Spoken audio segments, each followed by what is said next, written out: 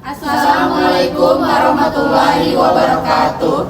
Kami dari kelompok 1 akan mempresentasikan mengenai mengendalikan marah dengan dosen pengampu Ibu Hamidah Hunain SHMM, dengan saya Munisa, Saya Lisa Fitriani, Saya Ahmad Firdaus, saya Muhammad Alamin. Saya Rida Salsabila. Saya Tria Monika Lestari. Baik, di sini saya akan bahas pengertian marah. Marah merupakan salah satu bentuk emosi alami manusia. Emosi ini biasanya disertai dengan naiknya detak jantung, tekanan darah, serta kadar adrenalin dan noradrenalin. Menurut Raymond, kemarahan muncul sebagai respon dominan yang melibatkan aspek perilaku kognitif dan fisiologis ketika seseorang secara sadar memutuskan untuk bertindak guna menghentikan ancaman dari luar secara langsung. Selanjutnya ada ekspresi marah. Kemarahan dapat ditunjukkan melalui ekspresi wajah, gerak tubuh, reaksi psikologis, dan terkadang dalam bentuk perilaku agresif secara terbuka. Walaupun banyak orang yang menganggap emosinya muncul ketika perlakuan yang mereka terima, para psikolog menekankan bahwa kemarahan dapat memicu kesalahan karena dapat mengganggu kemampuan untuk mengendalikan diri dan menilai situasi secara objektif. Nah, selanjutnya ada marah dalam pandangan Islam. Kemarahan dapat bernilai wajib, sunnah, mubah, makruh, atau haram tergantung pada situasinya. Jika tidak dikendalikan, emosi ini dapat berdampak buruk bagi kesehatan fisik dan mental. Marah merupakan hal yang wajar dan alami karena setiap orang pasti pernah mengalaminya. saya akan menjelaskan dampak negatif marah. Pada kesehatan terjadinya peningkatan resiko penyakit jantung, stroke, melemahnya sistem kekebalan tubuh, masalah pencernaan, stres, kecemasan, depresi, dan bahkan merusak hubungan sosial. Marah yang tidak terkontrol dapat merusak hubungan dengan orang lain. Lalu, bagaimana tips and trik untuk meredam marah? Yang pertama, bersikap tenang. Cobalah tertawa, bersikap proporsional, sebisa mungkin berpikirlah secara rasional, berolahraga rutin. Yang kedua, ada waspadai akibatnya. Jadikanlah sebagai pengalaman, terima, gali, ekspresikan, dan lupakan, mendoakan orang lain, serta memaafkan kesalahan orang lain. Yang ketiga, mengalihkan pada hal-hal yang positif. Atasi kemarahan dengan mencatat di buku harian, atau temukan motivasi agar amarah kita terkendali, bercanda dan bercerita lucu, relaksasi, kosongkan pikiran, dan meditasi. Nah, gimana sih caranya untuk tips pertama bersikap tenang? Nah, tarik nafas dalam-dalam, ubah posisi tubuh, wudhu atau mandi. Tenang juga berarti mencoba melepaskan beban-beban pikiran atau beban-beban psikis tentang sesuatu yang membuat kita tersinggung. Karena itu, kalau kebetulan kita marahnya saat berdiri, maka segeralah kita duduk. Kalau kita marahnya saat duduk, maka coba kita berbaring. Kemudian tarik nafas panjang dengan perlahan-lahan. Ulangi hal tersebut selama beberapa kali hingga amarah kita mereda. Tips selanjutnya adalah cobalah untuk tertawa. Tertawa ini memiliki manfaat besar bagi kesehatan emosional dan fisik kita. Selain mampu mengurangi emosi negatif, tertawa juga mendorong pelepasan hormon kebahagiaan seperti endorfin. Nah, ini menjadikan salah satu cara paling efektif untuk menenangkan perasaan dan mengurangi kepekaan terhadap stres atau emosi yang berlebihan.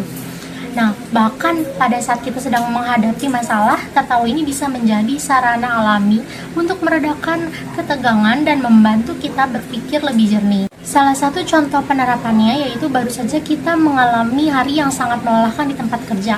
Misalnya banyak tugas yang menumpuk, dimarahi atasan, dan merasa sangat tertekan. Nah, saat kita pulang ke rumah, kita mencoba untuk menonton acara komedi favorit kita dan membuat kita tertawa lepas. Setelah beberapa menit tertawa, perasaannya kita mulai membaik dan merasa lebih rileks serta pikiran menjadi lebih tenang. Selanjutnya adalah bersikap proporsional. Nah, setidaknya ada 4 poin penting yang perlu kita tanyakan kepada diri kita sendiri sebelum memutuskan untuk marah. Nah, yang pertama adalah apakah masalah ini begitu penting bagi saya? Nah, pertanyaan ini membantu kita menilai apakah peristiwa yang memicu kemarahan benar-benar berdampak besar terhadap kehidupan atau nilai-nilai kita, atau hanya sepele yang tidak layak menguras emosi dan energi kita. Nah, untuk pertanyaan yang kedua adalah, apakah yang saya pikir dan rasakan layak dalam situasi seperti ini? Dengan mempertanyakan pertanyaan ini, kita diajak untuk mengevaluasi apakah perasaan marah kita sudah sesuai dengan kenyataan atau justru dipengaruhi oleh asumsi, kesalahpahaman, atau penilaian yang tidak objektif. Lalu yang pertanyaan ketiga adalah, apakah situasi ini dapat dimodifikasi sehingga akan mengurangi pikiran negatif saya? Nah, pertanyaan ini membuka kemungkinan solusi atau perubahan yang bisa dilakukan untuk mengurangi intensitas emosi negatif kita. Nah, seperti dengan berkomunikasi, berkompromi, berdiskusi, atau mengalihkan perhatian tanpa harus meluapkan kemarahan itu sendiri. Nah, pertanyaan yang terakhir adalah, apakah dengan marah saya bisa menyelesaikan masalah ini? Nah, pertanyaan ini sangatlah penting untuk diajukan ke diri kita sendiri untuk mengevaluasi efektivitas kemarahan kita. Apakah marah akan memperbaiki situasi atau justru memperburuknya, merusak hubungan, atau menciptakan masalah baru. Selanjutnya adalah berpikir rasional. Nah, kita harus berpikir rasional dalam menghadapi kemarahan. Karena ini penting untuk terlebih dahulu kita mengidentifikasi penyebabnya, karena tanpa melibatkan penilaian yang subjektif. Dengan tetap tenang, kita bisa mendekati pihak yang memaki dan menanyakan dengan baik apakah ada kesalahan yang telah kita lakukan. Sikap seperti ini menunjukkan kedewasaan emosional yang membantu membangun komunikasi kita menjadi lebih sehat daripada harus membalas dengan kemarahan yang sama. Selanjutnya kita ada tips kelima, yaitu olahraga rutin. Olahraga bisa meredakan stres, memperbaiki mood, dan meningkatkan kontrol emosi. Dengan demikian, melatih diri dengan kegiatan fisik seperti berjalan, jogging, berenang, bersepeda, main tenis, dan olahraga ringan lainnya. Maka emosi kita yang cenderung meledak-ledak juga akan turut terkendali. Selanjutnya kita ada tips kelima, yaitu olahraga rutin. Olahraga bisa meredakan stres, memperbaiki mood, dan meningkatkan kontrol emosi. Dengan demikian, melatih diri dengan kegiatan fisik seperti berjalan, jogging, berenang, bersepeda, main tenis, dan olahraga ringan lainnya. Maka emosi kita yang cenderung meledak-ledak juga akan turut terkendali. Selanjutnya kita ada tips kelima, yaitu olahraga rutin. Olahraga bisa meredakan stres, memperbaiki mood, dan meningkatkan kontrol emosi. Dengan demikian, melatih diri dengan kegiatan fisik seperti berjalan, jogging, berenang, bersepeda, main tenis, dan olahraga ringan lainnya. Maka emosi kita yang cenderung meledak-ledak juga akan turut terkendali. Selanjutnya kita ada tips kelima, yaitu olahraga rutin. Olahraga bisa meredakan stres, memperbaiki mood, dan meningkatkan kontrol emosi. Dengan demikian, tips keenam yaitu mewaspadai akibatnya. Pikirkan dampak dari kemarahan agar tidak bertindak gegabah. Orang yang selalu mewaspadai akibat dari setiap perilakunya tentu akan selalu bersikap lebih hati-hati. Dalam menghadapi apapun yang berpotensi membangkitkan emosinya, ia tidak akan mudah tersinggung.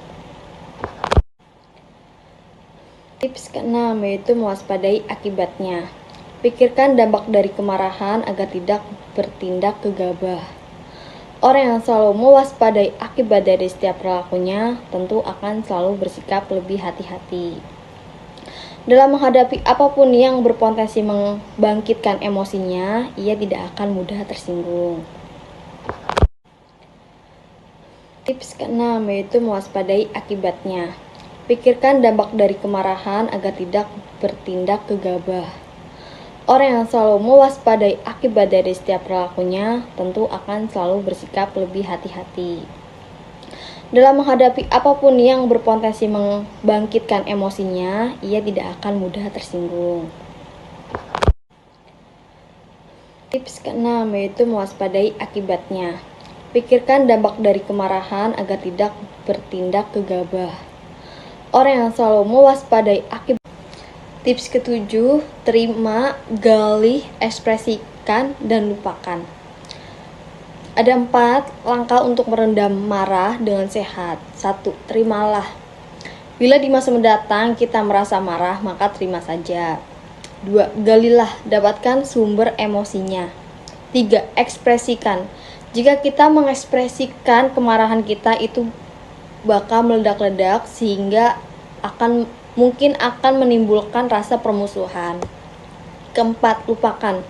Langkah terakhir ini mungkin paling susah, namun juga paling penting. Tips ketujuh, terima, gali, ekspresikan, dan lupakan. Ada 4 langkah untuk merendam marah dengan sehat. 1. Terimalah. Bila di masa mendatang kita merasa marah, maka terima saja. 2. Galilah, dapatkan sumber emosinya. 3. Ekspresikan. Jika kita mengekspresikan kemarahan kita, itu bakal meledak-ledak sehingga mungkin akan menimbulkan rasa permusuhan. Keempat, lupakan. Langkah terakhir ini mungkin paling susah, namun juga paling penting. Tips ketujuh, terima, gali, ekspresikan, dan lupakan. Ada 4. Tips ke-8, mendoakan orang lain. Doa membantu meredam marah, bahkan bagi orang yang tidak religius. Pakar komunikasi dan psikologis mengatakan dalam tulisannya bahwa metode marah itu sepertinya efektif, bahkan untuk orang yang tidak terlalu religius sekalipun. Tips ke-8, mendoakan orang lain. Doa membantu meredam marah, bahkan bagi orang yang tidak religius. Pakar komunikasi dan psikologis mengatakan dalam tulisannya bahwa metode marah itu sepertinya efektif, bahkan untuk orang yang tidak terlalu religius sekalipun. Tips ke-8, mendoakan orang lain. Doa membantu meredam marah, bahkan bagi orang yang tidak religius. Pakar komunikasi dan psikologis mengatakan dalam tulisannya bahwa metode marah itu sepertinya efektif, bahkan untuk orang yang tidak terlalu religius sekalipun. Tips ke-8, mendoakan orang lain. Doa membantu meredam marah, bahkan bagi orang yang tidak religius. Pakar komunikasi dan psikologis mengatakan dalam tulisannya bahwa metode marah itu sepertinya efektif, bahkan untuk orang yang tidak terlalu religius sekalipun. Tips ke-8, mendoakan orang lain. Doa membantu meredam marah, bahkan bagi orang yang tidak religius. Pakar komunikasi dan psikologis mengatakan dalam tulisannya bahwa metode marah itu sepertinya efektif, bahkan untuk orang yang tidak terlalu religius sekalipun. Tips 9, memaafkan. Memaafkan mengurangi beban emosional dan meningkatkan ketenangan. Dengan demikian, memaafkan merupakan sebuah keniscayaan. Karena itu, penting bagi kita untuk selalu membiasakan diri. Sebab, dengan begitu, pelan tapi pasti, emosi kita akan stabil dan kita akan terjauh dari segala penyakit fisik. Tips 9, memaafkan. Memaafkan mengurangi beban emosional dan meningkatkan ketenangan. Dengan demikian, memaafkan merupakan sebuah keniscayaan. Karena itu, penting bagi kita untuk selalu membiasakan diri. Sebab, dengan begitu, pelan tapi pasti, emosi kita akan stabil dan kita akan terjauh dari segala penyakit fisik. Tips 9, memaafkan. Memaafkan mengurangi beban emosional dan meningkatkan ketenangan. Dengan demikian, memaafkan merupakan sebuah keniscayaan. Karena itu, penting bagi kita untuk selalu membiasakan diri. Sebab, dengan begitu, pelan tapi pasti, emosi kita akan stabil dan kita akan terjauh dari segala penyakit fisik. Tips 9, memaafkan. Memaafkan mengurangi beban emosional dan meningkatkan ketenangan. Dengan demikian, memaafkan merupakan sebuah keniscayaan. Karena itu, penting bagi kita untuk selalu membiasakan diri. Sebab, dengan begitu, pelan tapi pasti, emosi kita. Tips 10, mengalihkan emosi. Alihkan emosi ke hal yang positif, seperti membaca, menonton, atau bersih-bersih. Begitu emosi kita terpantik, maka segeralah alihkan emosi itu pada hal-hal yang tidak merusak, seperti yang sebelumnya, contohnya menonton TV, membaca buku, atau beraktivitas di dalam rumah maupun di luar rumah, seperti menyapu atau membersihkan halaman. Tips 10, mengalihkan emosi. Alihkan emosi ke hal yang positif, seperti membaca, menonton, atau bersih-bersih. Begitu emosi kita terpantik, maka segeralah alihkan emosi itu pada hal-hal yang tidak merusak, seperti yang sebelumnya, contohnya menonton TV, membaca buku, atau beraktivitas di dalam rumah maupun di luar rumah, seperti menyapu atau membersihkan halaman. Tips 10. Mengalihkan emosi. Alihkan emosi ke hal yang positif, seperti membaca, menonton, atau bersih-bersih. Begitu emosi kita terpantik, maka segeralah alihkan emosi itu pada hal-hal yang tidak merusak, seperti yang sebelumnya, contohnya menonton TV, membaca buku, atau beraktivitas di dalam rumah maupun di luar rumah, seperti menyapu atau membersihkan halaman. Tips 10. Mengalihkan emosi. Alihkan emosi ke hal yang positif, seperti membaca, menonton. Baik, saya akan membacakan tip yang ke-11. Tip yang ke-11 yaitu menulis di buku harian. Catat pengalaman marah untuk refleksi dan pemahaman diri. Mencatat reaksi yang muncul dan berapa lama perasaan rasa marah itu bertahan. Ada baiknya juga mencatat mood kita sendiri sebelum pemicu marah itu muncul. Baik, saya akan membacakan tip yang ke-11. Tip yang ke-11 yaitu menulis di buku harian. Catat pengalaman marah untuk refleksi dan pemahaman diri. Mencatat reaksi yang muncul dan berapa lama perasaan rasa marah itu bertahan. Ada baiknya juga mencatat mood kita sendiri sebelum pemicu marah itu muncul. Baik, saya akan membacakan tip yang ke-11. Tip yang ke-11 yaitu menulis di buku harian. Catat pengalaman marah untuk refleksi dan pemahaman diri. Mencatat reaksi yang muncul dan berapa lama perasaan rasa marah itu bertahan. Ada baiknya juga mencatat mood kita sendiri sebelum pemicu marah itu muncul.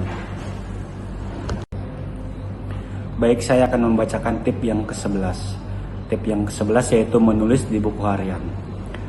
Catat pengalaman marah untuk refleksi dan pemahaman diri. Mencatat reaksi yang muncul dan berapa lama perasaan rasa marah itu bertahan. Ada baiknya juga mencatat mood kita sendiri sebelum pemicu marah itu muncul. Baik, selanjutnya tips yang ke-12, yaitu temukan motivasi. Motivasi spiritual atau sosial membantu meredam amarah. Temukanlah motivasi. Misalnya, sebagai sesama manusia kita tidak boleh saling marah-marahan, bermusuhan, melempar iri dan dengki, dan menyimpan dendam yang berkepanjangan. Baik, selanjutnya tips yang ke-12, yaitu temukan motivasi. Motivasi spiritual atau sosial membantu meredam amarah. Temukanlah motivasi. Misalnya, sebagai sesama manusia kita tidak boleh saling marah-marahan, bermusuhan, melempar iri dan dengki, dan menyimpan dendam yang berkepanjangan. Baik, selanjutnya tips yang ke-12, yaitu temukan motivasi. Motivasi spiritual atau sosial membantu meredam amarah. Temukanlah motivasi. Misalnya, sebagai sesama manusia kita tidak boleh saling marah-marahan, bermusuhan, melempar iri dan dengki, dan menyimpan dendam yang berkepanjangan. Baik, selanjutnya tips yang ke-12, yaitu temukan motivasi. Motivasi spiritual atau sosial membantu meredam amarah. Temukanlah motivasi. Misalnya, Selanjutnya tips yang ke-13, yaitu bercanda dan bercerita lucu. Mengurangi stres dan menjaga suasana tetap positif. Dengan bercanda, suasana yang terlalu tegang bisa sedikit dicairkan dan pembicaraan menjadi variatif. Dengan bercerita lucu, saraf yang tegang dan pikiran yang kusut bisa agak dikendorkan. Selanjutnya tips yang ke-13, yaitu bercanda dan bercerita lucu. Mengurangi stres dan menjaga suasana tetap positif. Dengan bercanda, suasana yang terlalu tegang bisa sedikit dicairkan dan pembicaraan menjadi variatif. Dengan bercerita lucu, saraf yang tegang dan pikiran yang kusut bisa agak dikendorkan. Selanjutnya tips yang ke-13, yaitu bercanda dan bercerita lucu. Mengurangi stres dan menjaga suasana tetap positif. Dengan bercanda, suasana yang terlalu tegang bisa sedikit dicairkan dan pembicaraan menjadi variatif. Dengan bercerita lucu, saraf yang tegang dan pikiran yang kusut bisa agak dikendorkan. Selanjutnya tips yang ke-13, yaitu bercanda dan bercerita lucu. Mengurangi stres dan menjaga suasana tetap positif. Dengan bercanda, suasana yang terlalu tegang bisa sedikit dicairkan dan pembicaraan menjadi variatif. Dengan bercerita lucu, saraf yang tegang dan pikiran yang kusut. Selanjutnya tips yang terakhir, tips yang ke-14, yaitu relaksasi dan meditasi. Latihan relaksasi dan meditasi membantu menenangkan pikiran. Olahraga teratur dan praktik relaksasi, kita akan lebih kebal terhadap ucapan kasar dan tidak mudah terpancing amarah. Selanjutnya tips yang terakhir, tips yang ke-14, yaitu relaksasi dan meditasi. Latihan relaksasi dan meditasi membantu menenangkan pikiran. Olahraga teratur dan praktik relaksasi, kita akan lebih kebal terhadap ucapan kasar dan tidak mudah terpancing amarah. Selanjutnya tips yang terakhir, tips yang ke-14, yaitu relaksasi dan meditasi. Latihan relaksasi dan meditasi membantu menenangkan pikiran. Olahraga teratur dan praktik relaksasi, kita akan lebih kebal terhadap ucapan kasar dan tidak mudah terpancing amarah. Selanjutnya tips yang terakhir, tips yang ke-14, yaitu relaksasi dan meditasi. Latihan relaksasi dan meditasi membantu menenangkan pikiran. Olahraga teratur dan praktik relaksasi, kita akan lebih kebal terhadap ucapan kasar dan tidak mudah terpancing amarah. Sekian dari kelompok kami. Wassalamualaikum warahmatullahi wabarakatuh.